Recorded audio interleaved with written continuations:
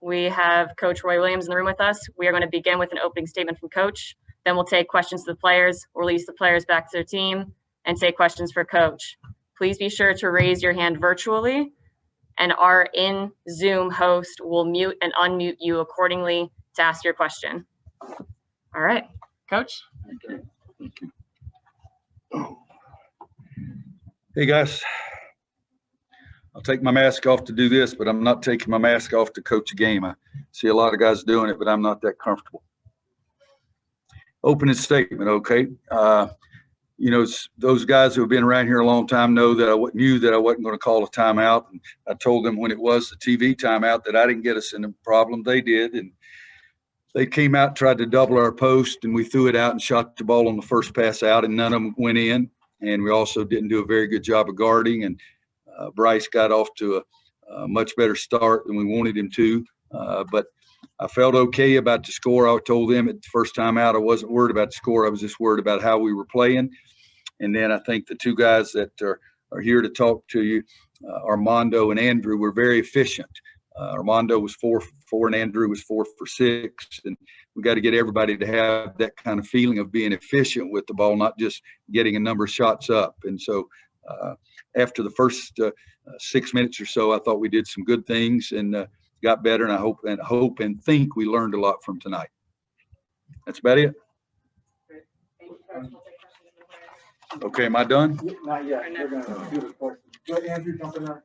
I thought I had a break. So did he need to sit here? Yeah, you go. Sorry, Coach. No.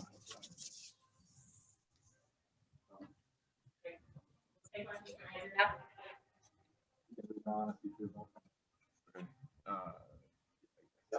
Yeah. Am I just going to hear him or the?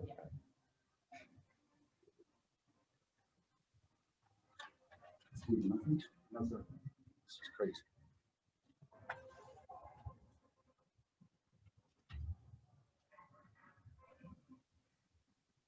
If anyone's talking, I can't hear you. All right, if you don't have questions for Andrew, then we'll go ahead and release him. Yeah, I was unmuted. Do you guys hear me? Yeah. Okay, Andrew. After the 13-0 run, you guys not only closed out strong in the first half. I think it was 15-3 to close the first half, but then 11-1 to start the second half. How huge was it to be able to extend the run into the second half? Well, we knew, as Coach said before in his statement, when we went down, he wasn't concerned about the score. I think we were worried for a second, but then we just knew if we played our principles and played our game plan, we were going to be fine. And that run that we went on afterwards was a culmination of that. So sticking to what we know how to do helped us go on that run and keep our foot on the gas in the second half. Andrew over here, Brendan Marks from The Athletic. Going back to that timeout when Roy was telling you guys, don't worry about the score, it really seemed like you were able to use your defense to sort of propel you guys on that run. Bryce stopped getting so hot. You guys were grabbing all the rebounds. What does that say about the defensive potential of this team? And how does that compare to some of the defensive lapses maybe that you guys would have seen last season? Well, I think we're so big and we're so long, and Leaky was unbelievable tonight. On Bryce, just not letting him get to his spots, denying him the ball, and when he would get the ball, making him take tough fall away jump shots and stuff he wasn't comfortable with. And Leaky's that kind of player on the defensive end. He could do that to anybody in the country just because he's so big and can use his length so well. But I think what we didn't have last year was two really big interior post guys that we could rotate. So if our two bigs get tired, we got 2 more big guys coming in right after. And they're not the biggest team in the world, so I think we kind of use that to our advantage. And they shoot a lot of threes anyway, but they weren't getting anything inside, so that helped us. Hey, Andrew. Go ahead, Seal. Oh, did you have a follow? I'm sorry.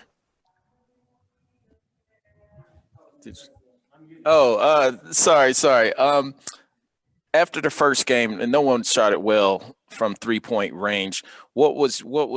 Did your confidence at all dip? You seemed to be assertive when you came out early in that first half when everybody else had missed so many shots to start the game, and I felt like your threes were able to kind of loosen everything up. No, I just keep shooting because I know they're going to go in, and that's just my mentality. It's just the next one's going to go. I was actually watching a lot of Klay Thompson stuff, like in between last game and this game, like when he was in a slump.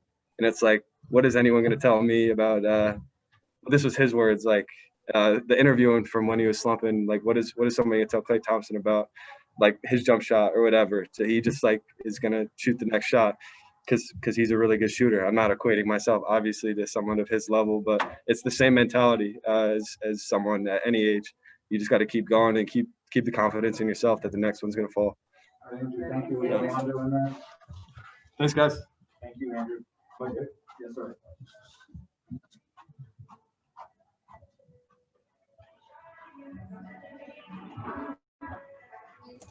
Armando, what was the key defensively after UNLV came out and I think hit their first 5 shots? What was the key kind of settling down? Yeah, I mean, just our main principle was just to just go out there and hustle and not let them get the easy open looks and shots that they want. Early, we struggled to just get back on defense, and obviously was missing a couple shots. And they were making shots, so we just knew we had to go out there and just play hard.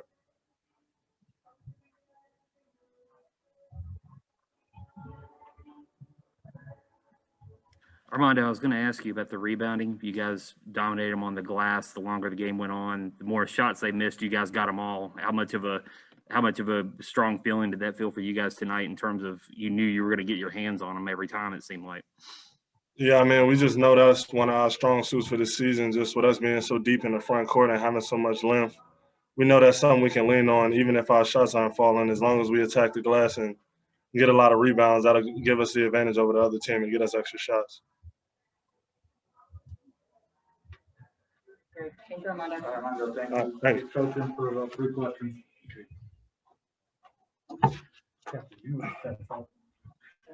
Okay, guys, go ahead. Hey, Roy, I was going to ask you about you guys got in such a big early hole, but you responded in a way that maybe last year might not have happened. Is there a confidence that these guys can get from that, do you think? Well, I hope so, and I think it should. I congratulated them during the timeout. I congratulated them at halftime, and I congratulated them after the game. So I'm hoping that will be something that'll help them. There's no question, but we've got to play better. I mean, you can't spot a lot of people 13 and think you're going to come back and win. So we got to play better during that time period. Roy, this is Walker Kessler's first significant playing time. What do you like about his skill set, and how do you think he played tonight? Well, again, you're concerned about his conditioning more than anything, and I think with each and every get a day at practice and each and every game, he'll help that a little bit. But he is really long, guys, and he can bother shots inside. He can get his hands on some offensive rebounds that other guys can't get. And then you saw him dive on the floor like that tonight. That kind of effort is only going to get him a heck of a lot more playing time. But I'm comfortable with all those guys. It was tougher on Dayron and Armando probably with all the double team they're doing, because Dayron is going to be a fantastic player. He's going to be a fantastic player this year, and I hope even this week. But that was something that it was new for them. It's only the second game we played, and so it was something that bothered them more than it usually bothers our teams. Thank you.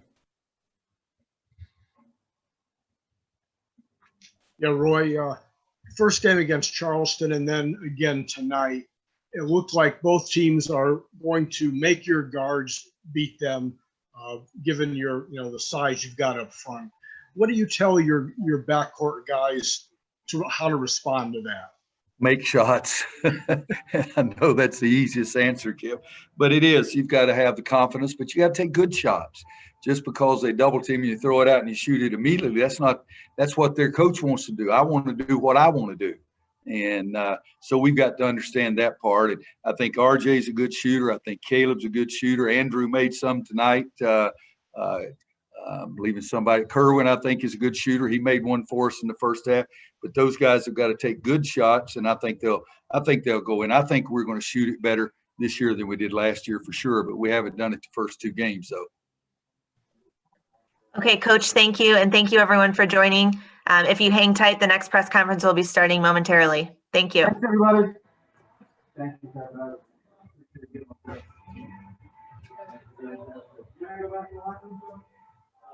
Hey, Catherine, I have a question for you. Catherine had to step aside, but I can hopefully answer it for you. I was just wondering for future press conferences what the kind of format is for asking questions, given just everybody just raising hands and hopping in. Is there anything? Yeah, so if everyone could just raise your hand and wait to be unmuted. We're just kind of going down the list in the order of people raising hands. So when we see the unmute, is that when we can ask our Yep. question? Unmute will flash on your screen and then ask your question and then you will be remuted. All right, thank you. That was very helpful. Thanks for your patience, guys. We're kind of figuring this out as we go. Yeah. No pandemic, huh? I have another question. What kind of turnaround time do you anticipate for the recording?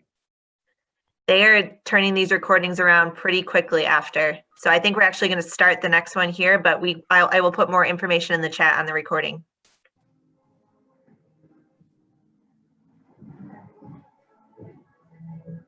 All right, everyone, we've got head coach for UNLV, TJ Opfelberger, UNLV. Let's start with questions. Raise your hand and we'll get you called on.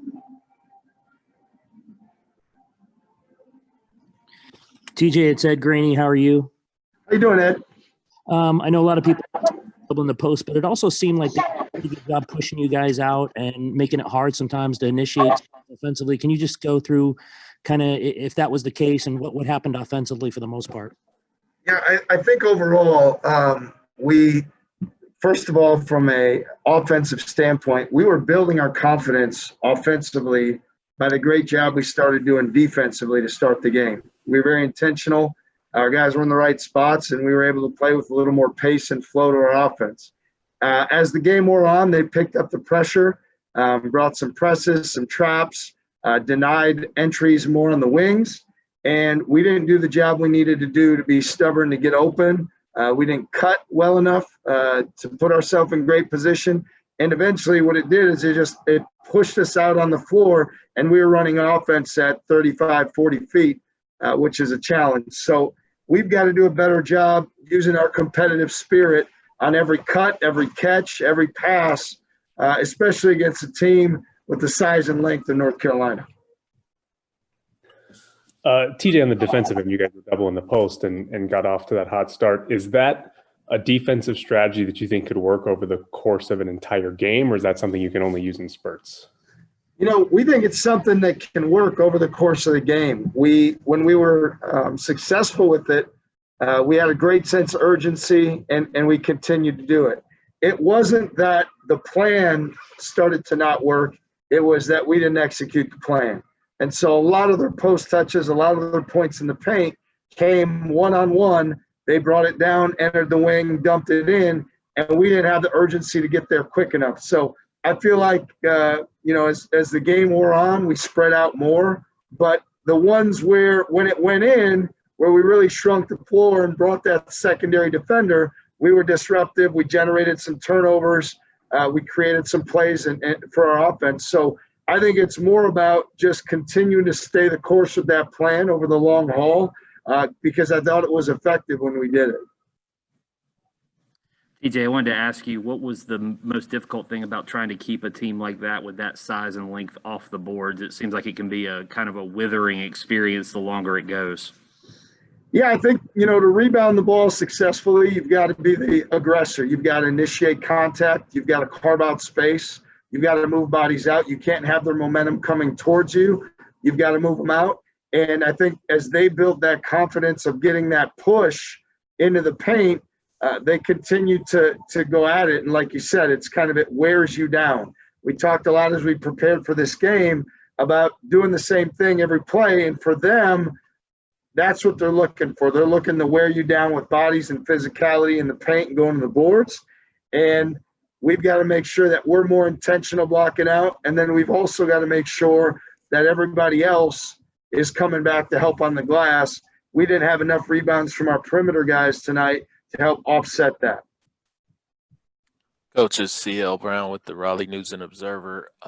What do you feel like Leaky Black, what was he able to do successfully defensively when they switched him over to Bryce?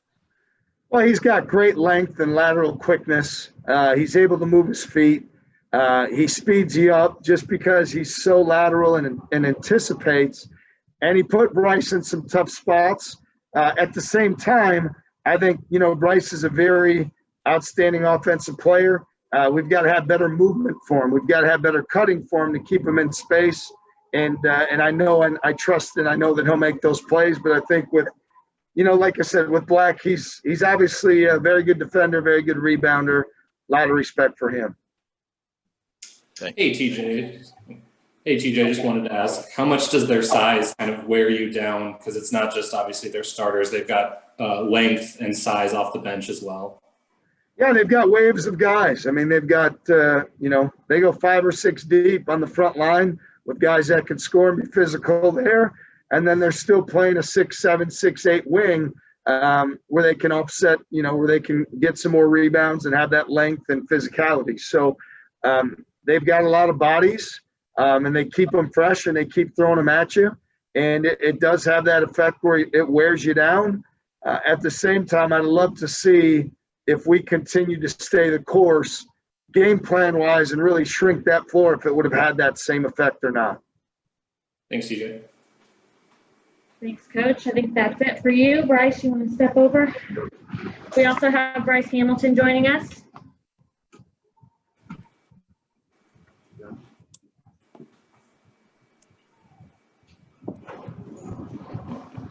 Hey, Bryce, this is Aaron Beard of the Associated Press. I was curious, you guys started 5 of 5 for the game, but I don't think you shot but 23% the rest of the way. Kind of what went wrong in your estimation offensively with just the shots not falling, or what they did defensively? I think North Carolina, they just started to have more pressure, bringing us out like 35, 40 feet out of the court. And they just started to key in more. And, we didn't have much ball movement. So I felt like throughout the game that got better. Bryce, it said, Graney, was that an issue to start the second half? It's like when you see the score and you start to try to chase maybe some quick shots by guys and you're trying to chase, and all of a sudden, the score, inflates a little. I feel like we had to get a little bit more ball movement as the game went by. We got out of it a little bit in the beginning of the second half. And, we just got to stick to the game plan.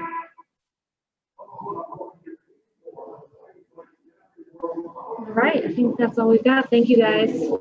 Thank you.